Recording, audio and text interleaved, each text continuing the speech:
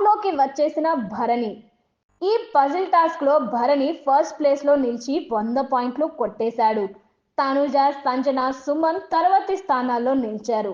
దీంతో leader board లో 230 పాయింట్లతో భరణి టాప్ 1 కి వచ్చేశాడు. తనుజ 220, ఎమాన్యుల్ 170, డెమాన్ 150, సంజన 140, సుమన్ శెట్టి 100 పాయింట్లతో తర్వాతి స్థానాల్లో ఉన్నారు. పాయింట్స్ టాస్క్లన్నీ భరణికి కలిసి వస్తున్నాయనే చెప్పాలి. గతంలో దివ్య, భరణి ఆడినప్పుడు కూడా హైయెస్ట్ స్కోర్ చేసి లీడర్ బోర్డ్ లో టాప్ లో ఉన్నాడు భరణి. ఇప్పుడు కూడా అదే సీన్ రిపీట్ అయింది. అయితే ఈ రోజు టాప్ 2 లో ఉన్న భరణి, తనుజ ఇద్దరికి ఆడియన్స్ ని కలిసే అవకాశం ఇచ్చాడు బిగ్ బాస్. గార్డెన్ ఏరియాలో ఏర్పాటు చేసిన ఈ మీటింగ్ లో భరణి ముందుగా ఆడియన్స్ ని పలకరించి బాగానే కాకపట్టాడు.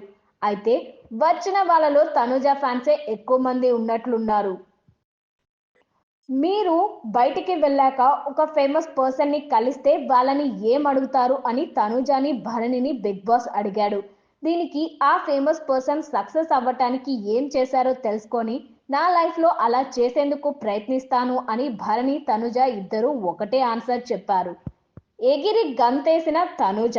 భరణి, తనుజ ఇద్దరిలో ఎవరికి ఓట్ అప్పీల్ ఛాన్స్ ఇస్తారని ఆడియన్స్ ని అడిగాడు బిగ్ బాస్.